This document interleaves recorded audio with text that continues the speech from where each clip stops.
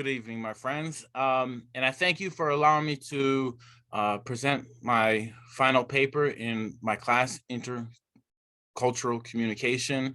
It's been a true pleasure to take this class and uh, learn a little bit more about how to communicate with other cultures. And to that end, this final project was for me to do some research on a culture in America that I'm not a part of. And so I chose the Muslim culture. And the title of my paper is Going from Muslims in America to American Muslims. And I have I have Muslim friends, a lot of Muslim friends. I really didn't know a whole lot about the Muslim faith and the Muslim culture. So as I started to look into it, I saw that their history of coming to America as immigrants or in the early 20th century, the early 1900s, is very similar to a lot of other migrant cultures that have come here seeking to gain the economic prosperity that is American.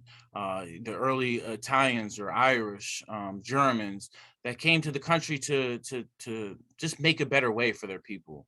And of course, some Muslims coming from countries like India or the Middle East or Africa, in some instances they were fleeing persecution, but by and large, for the most part, they were seeking economic prosperity for their family. And to that end, I found that uh, most of them started just working and getting immersed in the economic prosperity, the economic opportunities that is of America, and they didn't really live their faith when they first came. And the author Louise Kankar, in her article "Islamic Revival Among Second Generation Arab American Muslims," she states that Muslim immigrants had little motivation for religious activities. They just earned money, saved, and sent it to their families in the mother countries. And so you see early on that there was little chance to practice their faith, that they were just working and saving and sending it home. However, in the early 1920s, they did build the first mosque in Detroit, right? But even that mosque was used primarily for social events. It wasn't used for prayer and the communal prayer that they do on Fridays. In fact, their service was on Sunday. It wasn't even on Friday.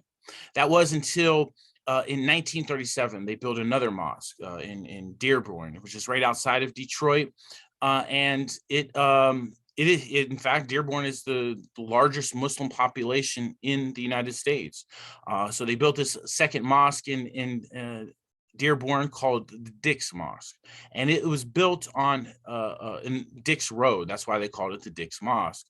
Um, Again, though, it was primarily used as social events. They would get together, gather together, have good social events.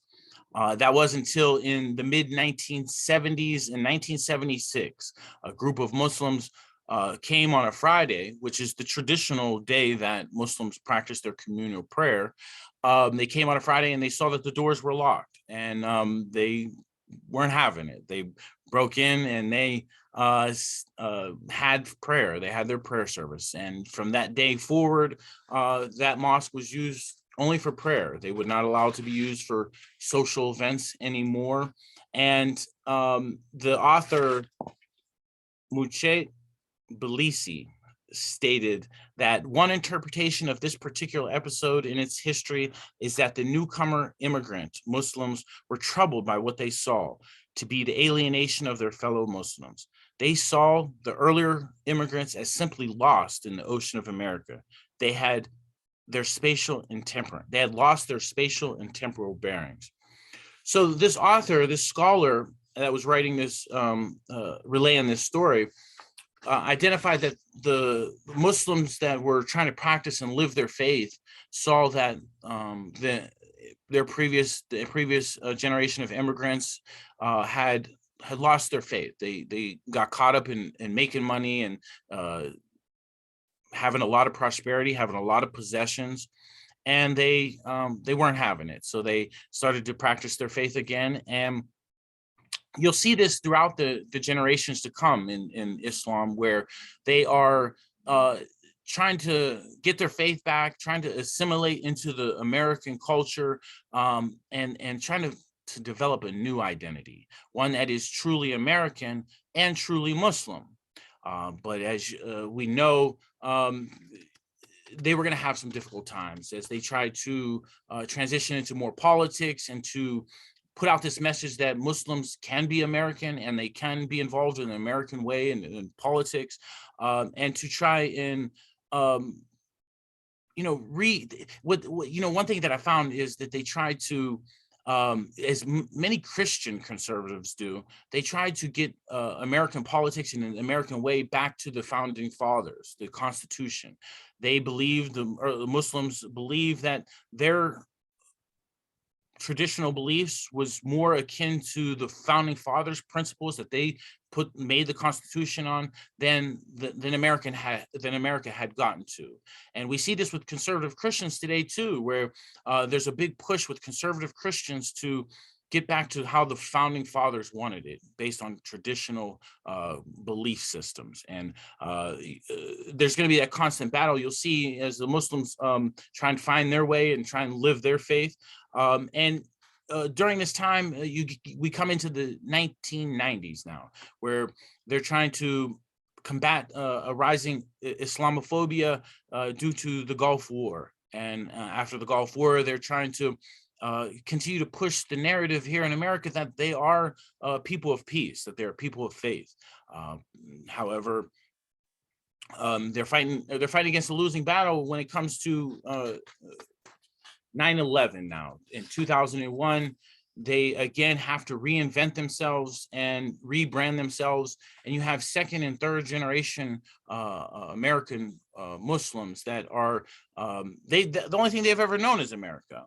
But they're having to convince their American neighbors, their non-Muslim neighbors, that they are American.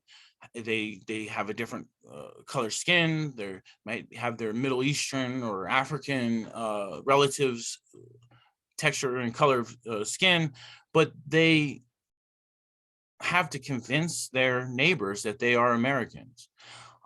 That's problematic. That's deeply troubling when you think about it. When they grew up together in the same school together, they went to public school systems together. Well, in their efforts to rebrand themselves and convince, which they shouldn't have to do, but they do. They have to convince their neighbors that they are American. They start to have interfaith dialogue between Christians and Jewish, and the way they do it is creative.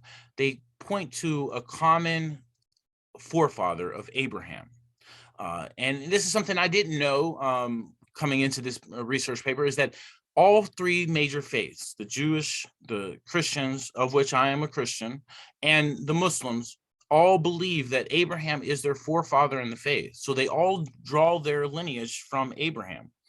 And so what the authors of the Mr. Bellisi, the one I just quoted earlier, noted and pointed out, is that here we have what is like distant relatives. Just like any relatives, there's a family feud, and they're going to try and get back together now, and they're going to try and do things to try and bring more collaboration between a distant family. And they start what's called the Abraham Project. So in the Abraham Project, they have children, teenagers from Judaism, from Christianity, and from Islam come together, put on a play based in like their life stories, but based around biblical stories. And they play out the play, and then afterwards they'll have a workshop based on some commonalities within their faiths, commonalities between their life experiences and their faith. And this has been a great time of healing and hope between these three great faiths, to say, you know what, we're family, we're distant relatives. How can we work together? How can we go forward and work together?